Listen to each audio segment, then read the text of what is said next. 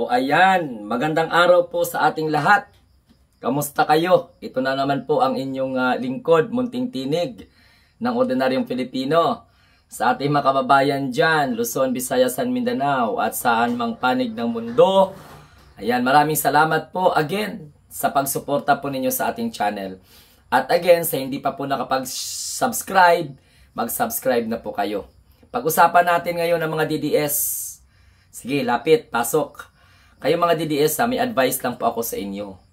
Kung hindi nyo kaya ang aming pagpapaliwanag na tagos, okay? Huwag kayong mapikon, huwag kayong mainis, at huwag kayong magalit. Dahil unang-una, hindi lang po kayo ang may alam. Kami rin. Kayo na mga Duterte Dayan supporters, huwag kayong magpakatanga at magpakabobo palagi. Pwede naman kayong magsuri at alamin kung ano ay yung katotohanan sa pamamagitan po ng inyong sariling pamamaraan. Okay, hindi kami yung kaiinisan ninyo. Every time na magla-live kami, nag-alboroto kayo. No? Kahit mag-live ako ng madaling araw, gising pa kayo. O, ako nga, hindi nga ako lumalapit sa mga DDS vlogger dahil wala akong matutunan. Pero pinapanood ko rin sila. Pero hindi ako nagko-comment. At ito pa, sa lahat po ng mga supporter ng mga Duterte, okay, huwag kayong magpapaniwala sa kanila. Dahil unang-una, hindi naman sila nakakapagbigay ng maayos na serbisyo sa ating bayan. Katulad yan kay Digong. Tumigil na kayo sa pagsusuporta kay Digong at pagmamalaki ng kanyang mga nagawa di umano na wala naman. O, yung Peking War on Drugs niya, pinahiya lang ang Pilipino sa buong mundo. So, hindi po kayang ipagmalaki natin yan.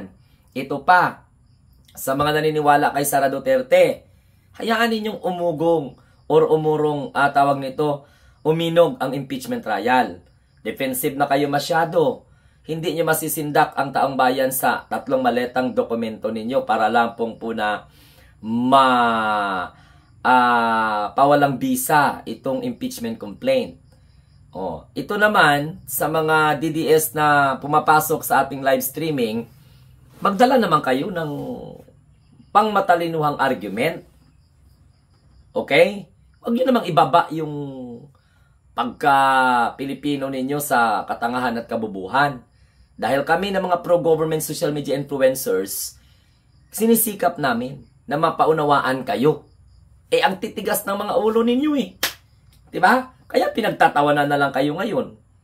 O, hindi mananalo ang Team Suka.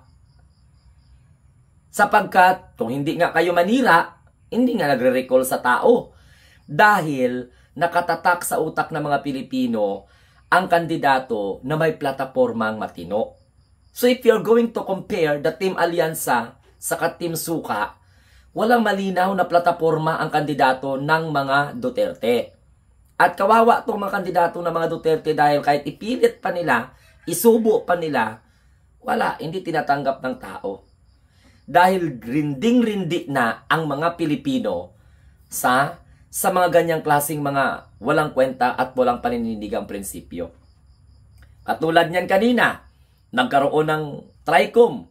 Nasaan yung mga magigiting, mga matatapang at mga bayani na mga vlogger ng mga DDS? Wala, hindi sinipot ang hearing. So, nagkaroon ngayon ng sabpina. So, pag hindi pa sila dumating, wala. Ito pa, si Torion at ang kanyang kasamang mga abogado na kuno mga taga Mindanao ay naghain ng mga ebidensya, 3 maleta. Tapos sa mga DDS naman, nagwala. Hala, sige, may magaling sila. Pero nakakatawa. At ito kanina, nilampaso na naman ng Team Alyansa ang mga Team Suka. Punong-puno, jumpak ang Cunita Astrodome. Yung iba hindi pa nakapasok. Dahil malinis ang intensyon sa bayan.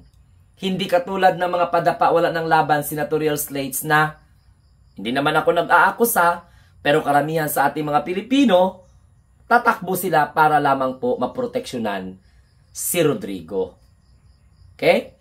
So, at yung mga gusto pang ipaupo si Sara Duterte sa Malacanang, magpatuloy kayo sa inyong pangarap at panaginip. Wala namang bayad dyan. Okay? So sa punto na ito, mga kamunting tinig, 4 versus 0. Hindi nakascore ang padapa wala ng laban sa Team Alyansa. At kompleto pa ang mga senatoriables. Sabi nga ni PBBM, wala pang nasabugan ng Granada.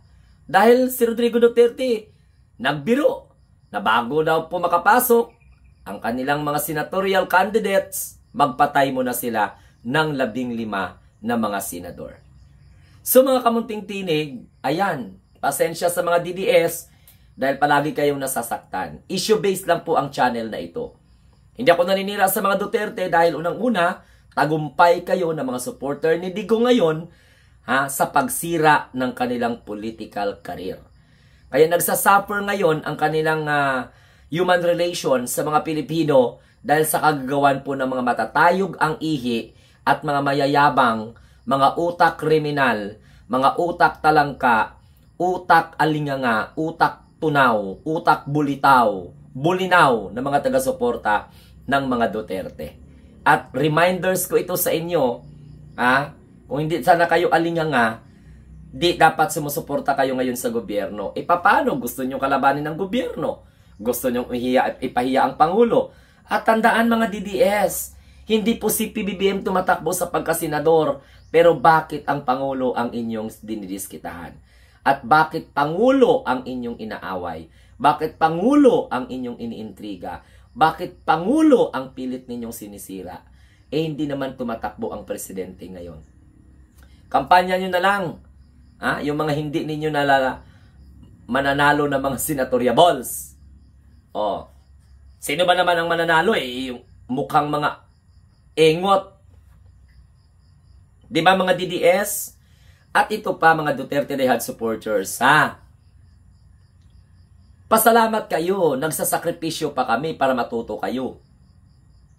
Pero ang titigas ng mga ulo nyo, alisin nyo yung inggit dahil unang-una hindi nyo kayang pantayan ang tao sa kick-off rally ng Alyansa. Wala kayong ganyang klaseng crowd. Considering na mayroon pa kayong tatay na iniidolo ninyo, mayroon pa kayong inday na iniidolo ninyo, they cannot already gather the crowd. Kayo na nga lang dyan sa tabi nila na sumusuporta. Pinagtatawanan na ang mga Duterte. At pinagtatawanan na ngayon ang Team Suka. Which is very affected sila sa remarks ng ating mahal na presidente. Tapos nagwawala sila sa mga live. Mag-discuss ka ng tama, ayun, mamaliitin ka nila. At pagkatapos, ayun, ipapaya. Alam ko naman yung style ninyo. Ayaw nyo na magkaroon kami ng focus. Problema sa inyo, bago nyo kami binabara, bago nyo kami pinapahiya, bago nyo kami inaalipusta sa live, alam na po namin na yan ang sasabihin ninyo. So, ibig sabihin, hindi talaga kayo magtatagumpay, mga Duterte supporter. Dahil luhaan yung mga kandidato ninyo. Naku, my God. Mga Duterte Dehad supporters, pwede ba tamang inom ng tubig naman at saka kunting pahinga? Para naman sa ganun di maapektuhan yung mental mind ninyo, yung mental capacity ninyo. Nawawala na kayo sa focus No? Parang nakakahiya kayo ng mga Pilipino. Tingnan mo nga si Marcoleta. Edi binara ngayon ni Commodore.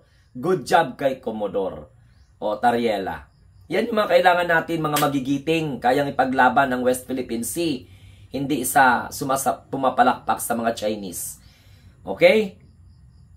Again, hindi nyo kaya ang Team Alyansa. Lalong-lalo na ang gobyerno, hindi nyo kaya. Mamuti na lang ang mata ninyo. That's why Filipino people are already fortunate to have a president like PBBM because andyan na yung katangiang makadiyos, makatao, makakalikasan, makabayan at makabansa. Yung bang tanungin ka ng mga banyaga, sinong Pangulo mo? Marcos. Kasi nga hindi ka nahihiyang ipagmalaki. Samantalang ang mga Duterte noon, pag tinanong mo yung mga OFW, na kung saan niloloko lang ng mga Duterte sabihin, suportado sila. No. Okay? So again, pakiusap ko sa inyo mga Duterte Dehad supporters, sa channel ko, pumasok kayo ng maayos. Pero kung bastos kayo, sipa at saka time out. Yan ang kahihinatnan ninyo. Dahil hindi kami nakikipag-usap sa utak talangka, sa mga baboy na mga mukhang garilya, sa mga mababaw ang pananaw sa politika. You cannot add up body of knowledge in my channel, so therefore you are worthy to be kicked out and banned.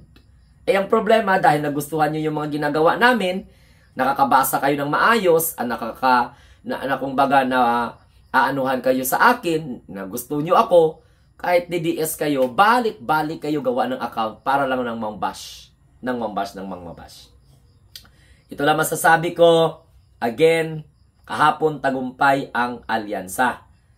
Okay? Nilampaso ang mga Team Suka.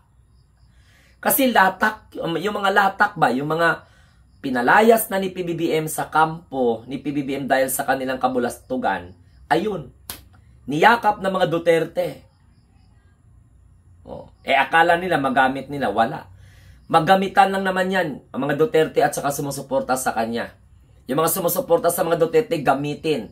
Kaya tingnan mo, mabanggit-banggit nila pati si PBBM, ginagamit na nila. Again, you cannot put a good man down. At matatapos ng mahal na Pangulo ang kanyang termino, at baka malasin pa kayo ng mga DDS, baka magkaroon pa ng term extension.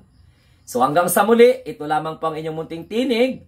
Maraming salamat. Napiko na naman, nagalit na naman, naging warsyak na naman, at lumalabas na naman ang pagiging utak kriminal ng mga sumusuporta kay Rodrigo Duterte at kay Sara Duterte Carpio na malapit ng makonvict. Pero pilit-pilit pigilan na sa pamamagitan ng manipulation and intimidation ng mga sumusuporta sa kanya. Okay? So again, please don't forget to like, share, and subscribe pag bago pa kayo sa aking channel. Maraming salamat. Okay, road to 113,000 na po tayo. And ang channel na ito ay para sa mga sumusuporta sa Pangulo, sumusuporta sa gobyerno. Pag kayo mga DDS, you are not allowed to comment, but you are allowed to watch, share, likes. And if you want to subscribe, very much welcome. But hindi ko po inaasahan na mag-subscribe kayo. Basta sa channel na Munting Tinig, basta DDS, na walang utak, bobo, mango, abno, alinyanga, tanga, wala kayong puwang dito. Bye-bye.